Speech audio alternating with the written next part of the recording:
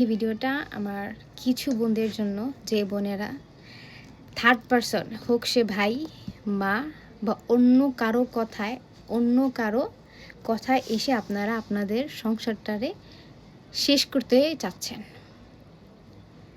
হতে পারে তার মায়ের কারণে। মা আপনারে বলছে যে আপনারে তার চেয়ে বড় ঘরে বিয়ে দিবে, বা লোকটা ভালো না, যাই হোক।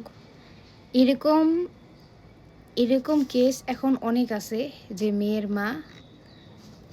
মায়ের কারণে ঘরে অশান্তি হচ্ছে এবং যোগাযোগ বন্ধ, সংসার হচ্ছে না, প্রায় শেষের দিকে।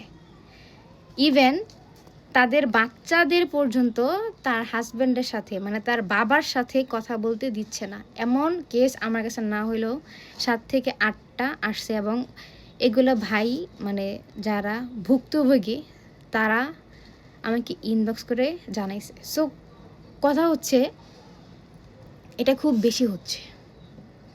আমি সেই বোনদের উদ্দেশ্যে বলবো যে বোন, স্বামী একটা স্ত্রীর জন্য অনেক গুরুত্বপূর্ণ একটা মানুষ। এইটা আপনার সর্বোত্তম ব্যবহারটা উনি প্রাপ্য, এবং উনি হচ্ছে যোগ্য ব্যক্তি যার সাথে আপনি সর্বোত্তম আচরণটা করতে পারেন। আর একটা স্বামী ছাড়া একটা স্ত্রীর কোনো সময় কোনো দাম নেই। একটা কথা আমি বলি, একটা স্ত্রীর যদি দোষ নাও থাকে, এবং সেই স্ত্রীটা, মানে কোনো মেয়ে যদি তার মানে দোষ নাই তবুও ডিভোর্স হলো, তখন একটা মেয়েকে অনেক সাফার করতে হয়, সমাজ তো তারা দেখতেই পারে না। আর যদি আপনার কারণেই আপনার ডিভোর্স হয়, বিশ্বাস করেন, আপনি সমাজের মাঝখানে আসে না, মনে করেন একটা আবর্জনার স্তূপ হয়ে যাবেন। জীবনে শান্তি বলতে কিচ্ছু পাইতেন না ভাই, একটা জাহান্নাম হয়ে যাবে লাইফটা। আপনি একটু আশেপাশে একটু তাকায় দেখেন, এই যে যারা আপনার আশ্বাস দেয় যে না তুমি ওরে ডিভোর্স দিয়ে চলে আসো, বা তুই ওরে ডিভোর্স দিয়া দে, আমি আর চেয়ে ভালো ছেলে আনমো, ভাই বিশ্বাস করবই, এর চেয়ে খারাপ এবং এর চেয়ে মিথ্যা কথা দুনিয়াতে নাই। তোমার সাথে যার বিয়ে হয়েছে তুমি তারে নিয়েই থাকো, আল্লাহর দিকে তাকাও, মাটির দিকে তাকাও, হাদিস কোরআন একটু বুঝো, দেখো যে স্বামী স্ত্রীর সম্পর্কটা কেমন, একে অপরকে বুঝো। থার্ড পারসন কাউরে আইন মানে তোমার স্বামী আছে মানে তুমি সব বাদ দিয়ে দিবা, তোমার বন্ধু বান্ধব মানে যা আছে সব বাদ, শুধুমাত্র তোমার স্বামী থাকবে তোমার লাইফে। তো তোমার স্বামী কি পছন্দ করে তুমি সেইগুলা দেখবা, এছাড়া আর কিচ্ছু দেখার দরকার নেই। আরে ভাই, আপনারা বিশ্বাস করবেন না, আমার বিয়ের পর থেকে আমি কোনো ডিসিশন আমি আমার মার কথাই নিই না, আমি আমার মারে জানাইও না। কারণ একটা বিয়ের পরে, মানে মেয়েদের বিয়ের পরে, ছেলেদের বিয়ের পরে সব হচ্ছে তার স্বামী এবং স্ত্রী।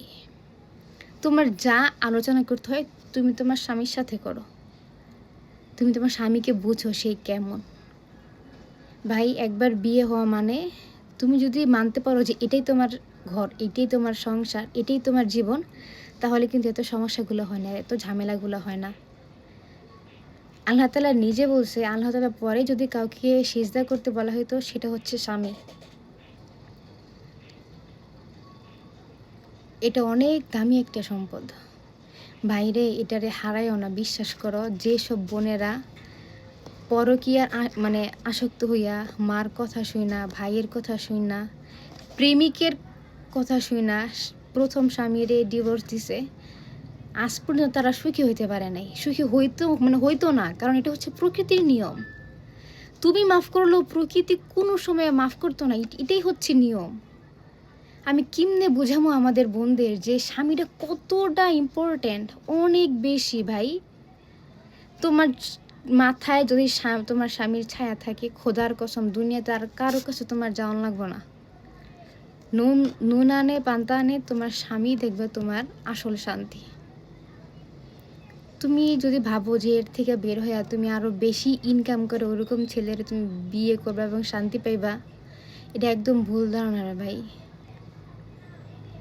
বিশ্বাস করো, তুমি এটা বুঝবা, কিন্তু যখন তুমি বুঝবা তখন দেখবে দেরি হয়ে গেছে এবং পিছনে ফেরার কোনো সময় থাকবো না।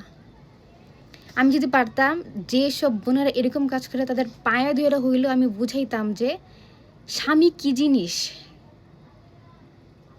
থার্ড পার্সনের কথায় সংসারটা ভাঙ্গো না ভাই, স্বামীরও কষ্ট দিও না,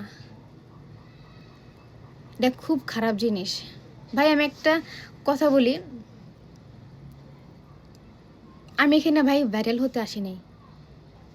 আমি, আপনারা যদি একদম আমার প্রথমের ভিডিওগুলো একটু চেক করেন, আমি প্রথম থেকেই এই সেক্টরটা নিয়েই কাজ করে আসছি। আমার মেন টপিক হচ্ছে স্বামী স্ত্রীর যে একটা সম্পর্ক, একটা সম্মান, ওইটাকে নিয়ে কন্টেন্ট করা। মাঝখানে আমি যখন প্রমোশনে মুভ করি তখন এটা একটু কমে যায়, কিন্তু এখন আমি ভাবলাম যে এখন আবার স্টার্ট করা উচিত। আমার ইউটিউব আছে, চ্যানেল আছে, আমার পেজ আছে, আপনারা যদি আগে থেকে একটু চেক করেন তাহলে দেখবেন। আমার মেন মোটিভই হচ্ছে এটা, যে স্বামী স্ত্রীর সম্পর্কটা কতটা মধুর, কতটা ইম্পর্ট্যান্ট, এটা আপনাদেরকে বোঝানো। আমি জানি ভাই আমি তেমন কিছু হইনি যে আপনারা আমার কথায় বুঝবেন। জাস্ট আমি এতটুকু চাই যে এত নেগেটিভিটির মাঝখানে আমি একটু পজিটিভিটিটা একটু ছড়াতে চাই, দ্যাটস ইট। যদি একজনও যদি আমার দ্বারা উপকৃত হয়, এনাফ, দ্যাটস এনাফ, আলহামদুলিল্লাহ। ভাই আমি কিভাবে আপনাদের বলবো, আপনাদের বোঝা উচিত। আপনারা বুঝবেন, বিশ্বাস করেন আপনারা বুঝবেন, কিন্তু হারায়া বুঝবেন। এখনও সময় আছে, সব বাদ দেন, সব বাদ দিয়ে জামাইয়ের কাছে মাফ চান। জামাইয়ের কাছে মাফ চেয়ে বলেন আমরা আবার নতুন করে স্টার্ট করি, আমরা আগের সব ভুলে যাই, বাপ মা সব খালি বাল্লি, এখন আমার আসল হচ্ছে আমার জামাই, এখন থেকে আমার আসল হচ্ছে আমার জামাই। আমি পরামর্শ করব, দুঃখ সুখ সব কিছু আমি আমার স্বামীর সাথে শেয়ার করব এবং স্বামীর মধ্যেই সীমাবদ্ধ থাকব। এই জিনিসটা বলা খুব, এই জিনিসটা মাইন্ডে আনা খুব দরকার। আমার জায়গা সম্পত্তি, ধন সম্পদ কিচ্ছু লাগবে না, তুমি আমার সাথে থাকবা, দ্যাটস ইট। আপনি আমার সাথে ভালো আচরণ করেন, আমি আপনার সাথে ভালো আচরণ করব, আমি আপনাকে বুঝবো, আপনি আমাকে বুঝেন। আপনি আমাকে জানেন না দেবেন, আমি সেগুলো আপনার সামর্থ্যের মধ্যে খুশি থাকবো এবং থাকার চেষ্টা করব। এটাই হচ্ছে, এটাই কিন্তু হওয়া দরকার, এটাই হওয়া দরকার।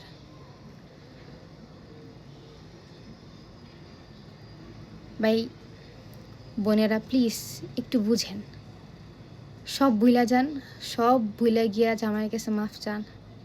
যেই সব বোনেরা থার্ড পার্সনের কথায় ঘর ভাঙতে যাচ্ছেন, এই ভিডিওটা তাদের জন্য। আমি আবার বলি, এটা সবার জন্য না, সবাই খারাপ হয় না, সবাই বেপথে যায় না। অনেক ভালো ভালো মেয়ে আছে, অনেক ভালো ভালো বউ আছে। এটা শুধু তাদের জন্য যারা থার্ড পার্সনের কথায় সংসারটা ভাঙতে চাচ্ছেন।